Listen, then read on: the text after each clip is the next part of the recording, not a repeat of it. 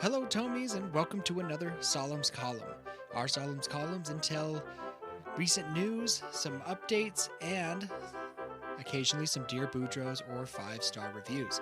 This one in particular has some Dear Boudreaux that we've been sitting on for a long time, so I apologize for how long it's taken us to do it. But here we are.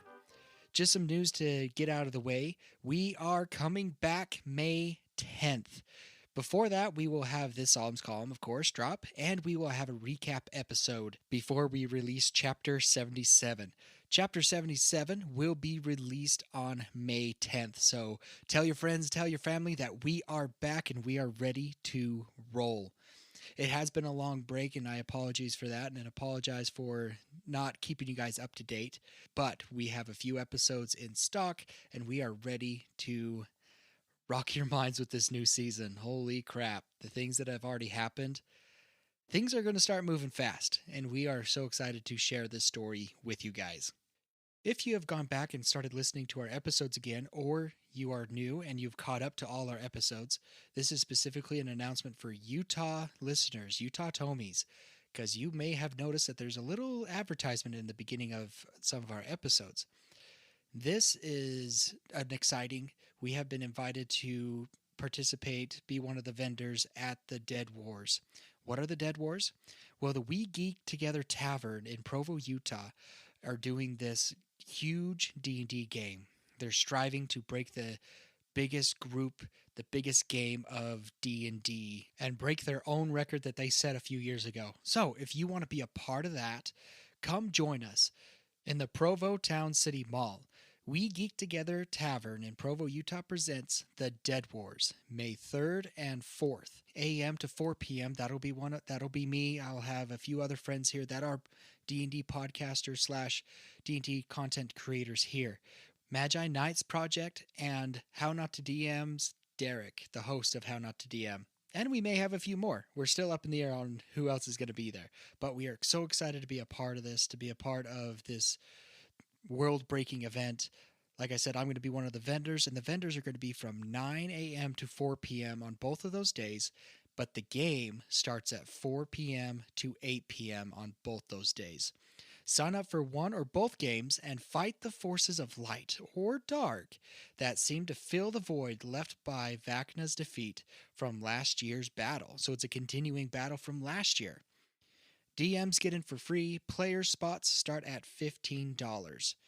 Come and be a part of this year's world record-breaking D&D game. And you can sign up at thedeadwars.com or click the link in the show notes. Tomies, we are so excited for this next stage, this next season that we have for you guys. And with this, there's going to be some more promos from other content creators, whether that's music, whether that's other shows itself, or even content that somebody has created. If you go check that out and you like it, go tell them and say the Tomes of the Chaos Bard crew sent you. It really boosts our morale that they know that they put their trust in us and that we are helping them grow, just like we hope that their listeners say hi to us and tell us where they heard our promo from. That way it shows everybody that we are working together and that we do want everybody to succeed. I want all the podcasts to succeed, especially family-friendly ones, wholesome content that brings families together. That is one big thing that we like. And so, yeah, just give them a shout out if you like their stuff. Go say hi. One more thing before we get into the Dear Boudreaux. Continue to send in your 5-star reviews. We have quite a few waiting for Saulum to read. We thank you for those 5-star reviews. The 5 stars and the reviews really help us to move up in the charts, help us be noticed more, and it's all thanks to you guys. So keep those 5-star reviews coming, and there's a Saulum's column coming with those 5-star reviews. Well, I think that's enough for the announcements for this Saulum's column. So let's get to the meat of what the Saulum's column is about, the Dear Boudreaux. These letters we've been holding on to for a long time. After the break, we finally got focused on them. So here's a few of them. We still have a few more, so apologies on those who have sent them recently. But we have about 4 or 5 of them, I believe, in this one. So without further ado, here is Dear Boudreaux. Enjoy.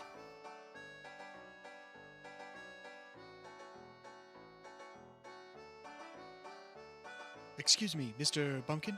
Yes, what is it? Your guest is here. Yes, who? Who is it today? It's the Boudreaux. What?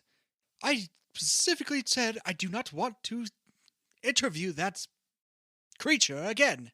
Well, the producers say that he was a big hit, and so we kind of have to. The producers. They don't have to talk to him. Fine, let him in. Boudreaux, he's ready for you. Oh, okay. There you go. No. Yeah, have a seat, Boudreaux. Let's get this over with. Okay. Okay. What we gonna do, eh? Well, once again, you have had, surprisingly, some fans that have written into you again. I don't know. Yeah, I'm not surprised. Well, that makes one of us. But, yes, so let's get us down to business. Our first letter is from Clinton Young. And it reads, Dear Boudreaux, I'd like to ask a favor. Okay. Could you ask folks to not use given names as a slur? The giving of a name is a sacred and holy rite. To my people, there is a ceremony attached to giving of a name. The giving of a name and a blessing is meant to define and set a framework for someone's life. To change a definition of a name is to change that person in the eyes of others. Karen means pure one. Others have corrupted its meaning and use it as a slur. Please ask those you associate with to discontinue this practice. Rupert, I Yes. have a question. What is slur? Like a slurry that you like thicken your soup, or? No, I believe in this Clint's terms, a slur is giving a name of taking what was once good and putting a bad context to it, making it a negative thing, almost making fun of the person. Okay. Using that word. Or, in this case, using a name that meant something good once, as in Karen and Pure One, and making it a negative thing, calling somebody rude and obnoxious, you could say. Okay. So, well, I know that in my culture, I was also given a name at Boudreaux. That was surprising enough. That's not my actual name, but Which your name means a lack of intelligence, correct? where did you hear that? That's just what everybody is saying. Well, that ain't true. Cause in my culture, the boo is beautiful.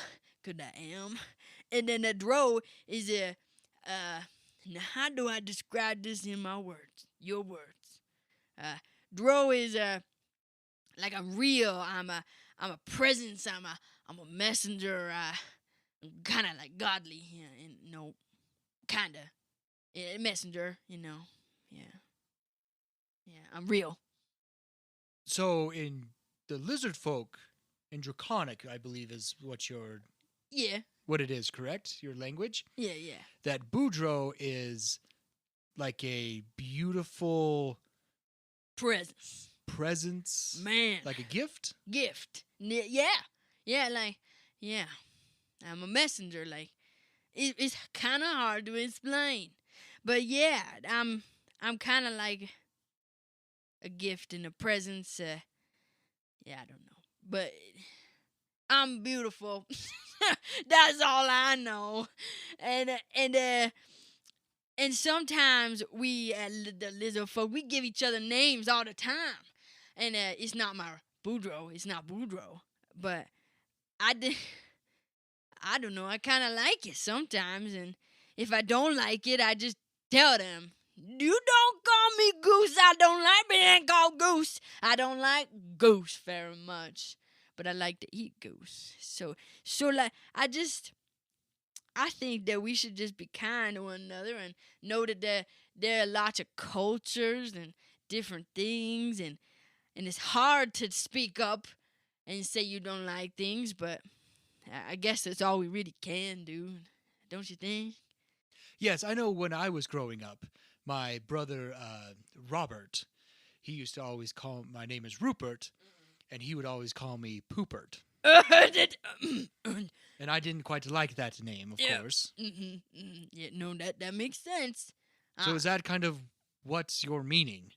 Yeah, that things mean different things, and sometimes it's funny, sometimes it's not, and sometimes it just depends, you know. It depends. Sorry. And That's not funny. I know. Well, let's move on to the next question then. This question also comes from Clint. It reads, Dear Boudreaux, a friend of mine, not me. Did you read this question? No, I did not. Let me finish before you interrupt me again. Why he say it like that? I am reading it so that audience can immerse themselves into the story. Oh, so it's a story, so I need to shush. Yes, you need to listen, and then you will be given the opportunity to reply. Gotcha. Okay. I'll be quiet. Quiet like a little bug. Yes. Dear Boudreaux, a friend of mine, not me a friend, needs your advice. I mean, he broke one of the rules of adventuring and caught feelings for another member of his adventuring party. He is so lost and confused. All of a sudden, this person who is like a sister is not anymore. Do they feel the same? Will she still be his friend if she finds out? Yeah. What about the rest of the party? What will they think? You're confused and loved for a friend. Gotcha. Well, I don't know what this feels like at all. Not at all. You haven't Yeah. grown any feelings for a recent party member? Nope. Nobody at all. Not Lila, not nobody else. No. Yeah. No. I figured one of them would have caught your eye already. I mean, I'm not get that. Well, for this member, what advice would you give them? Well, I guess if you did fall in love with someone, to that friend, for the friend, I mean, that I guess I would just say, make some good food and see if they accept it, and if they like it, then maybe they like you, and at that point, you gotta go make you gotta go hunt a big beast and make it all real pretty for them, and then once you do that, you can give it to them. That you could have a few steps in between that too, like lots of talking, and maybe you could hold the hand. Maybe, and then you could look at the stars. But once you give them the beast that you slayed, you're gonna give it to her, and if she accepts it, then you can marry her. Just that simple. Just that simple. Just make sure you're respectful to her feelings within all that. Just don't ask her if she actually likes you. And so what about the rest of the party? How do you think they will react when they possibly become a couple? Well, I mean, why is that stopping you from being in love?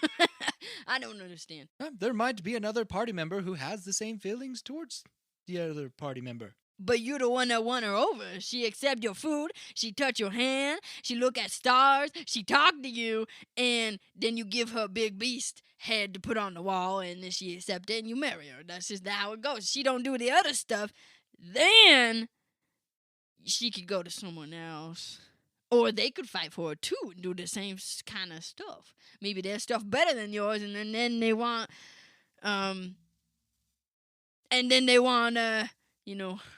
him instead. So, to you have to have some kind of cook-off? Yeah. Intriguing. I guess we will move on to the next question. Yeah, okay. This one here is from a younger fan. Oh, a little buddy? Or a little gal? His name is Ben. Okay. Dear Boudreaux, I really like eating pie. I Oh, love no. pie! Oh my gosh! Oh my... Keep reading. Yes. I really like eating pie. I think it is my favorite. Oh, I totally agree. My little brother. Oh, that is so excited. But I also like cake. Cake? No, I think cake is my favorite. No. But I'm not sure. What? Please help. Which is better, cake or pie? Thank you. Pie. That's the end of the story. But if you end up liking cake, that's okay, but it better be a good cake with frosting. Amen. Seriously, pie again. Pie is so informal. What? A cake is more elegant. It's more formal. It's more of a little party treat. It's what you get on a celebration, where a pie is just a pie. Just a pie? Let me tell you what just a pie might be. You make the nummy crust that's crunchy, and then you got the nummy inside, and you get two things that are like perfectly separated, but in the same den. Sorry, excuse me. And I did. You can even, I don't know. You could literally take frosting or cake and like stick it in a pie if you wanted. Pies are the best thing in the darn world. You can even make like a pie with meat. It's the best thing ever. I don't know. I don't care if it's informal. I am sorry that I brought it up. Yeah. I guess we'll move on to our last question. This one is from Clint again. He seems to be quite a fan of yours. I like Clint. He's cool. Yeah. This one says, Dear Boudreaux, this is not your standard 100 copper piece question. You will earn 1 gold today. I have been a follower of Kundas all my life. Recently, I've begun to wonder if he loves me. Why does he let such horrible things happen to such good people? My dear mother is a saint. She saved people's lives She saved people's lives on a daily basis. Still, cancer took her. If he loves us, why did he let this happen to one of his chosen? Why did he let wicked people try to tear her down, when all she did was help those with disabilities all her life? Why must my siblings and I live in constant pain? Why do harsh people succeed when people like us live in pain? Where is Kundas's love? Why won't he heal us even though he can? Yeah, that is a good question, Clint. You know, I sometimes wonder why I had to go through everything I'd been through. I lost more people than I thought I would ever. And sometimes people aren't even gonna live as long as me either. No, I know I'll live, if I do, a lot longer than them. But you see, Kundas, he's a good man, and I trust him. And I think that what makes it so that I can love him is because I do trust him. And I think about the past and everything that he's taught me and done for me, and it helps strengthen my now, you know. And I really like that. It made me happy. And I still doubt, and I love those people so much that I really don't want them to go, and I don't want them to hurt, and I want to stop it. And I just want to fix it. But I do know that once we die, that we go better places, you know. And like Kundas, he'll take what you learned in that body, and he'll put you into something else. And it's not that it's greater or lesser. He just makes you something else that you need to be, so that you can learn what else you need to be or learn. And although it hurts, I know that pain don't get smaller either. That it's like a little ball running around, and sometimes you lose the ball, But sometimes when you find the ball, the pain comes right back. It's not that pain goes away, it's just that you remember it and you find it again. But I remember all the joy and all the good and the happiness. And I know that did life worth it. And it's okay to lean on other people too. And I lean on people all the time. They did nothing wrong with it and make me happy. And it's embarrassing too sometimes, but they love me. So thanks, Clint. That's a good question. I hope you keep on thinking about the good and the past and the things you know or learned or believed. It doesn't have to be you know it, but you can only believe a little or anything's good. I think there's this little seed can become real big. Yep. Well, anyway, I love you guys. I do, especially you, Clint. Thank you for all you done. That was beautiful, Boudreaux. Yep. Thank you. Yeah. Well, I think we'll close it off there. Thank you so much for coming in, Boudreaux. It turned out quite more pleasant than I thought it would be. Oh, are we friends now? I wouldn't push it. Oh. But until then, until we meet again, because you guys seem to enjoy writing in letters, we do have a few more letters, but this will be it for now. Write me more. I am Rupert Bumpkin, and my guest today... Boudreaux! That's me, the beautiful Boudreaux. Thank you for listening to our dear Boudreaux. If you would like to ask advice from Boudreaux, visit our Ko-Fi. For $1, you may ask advice from Boudreaux. Take it at your own discretion. Dear Boudreaux has been a segment from the Rocky Talkie Gnome Radio Network. I am Rupert Bumpkin, the man asking the questions and getting the answers. Rupert out.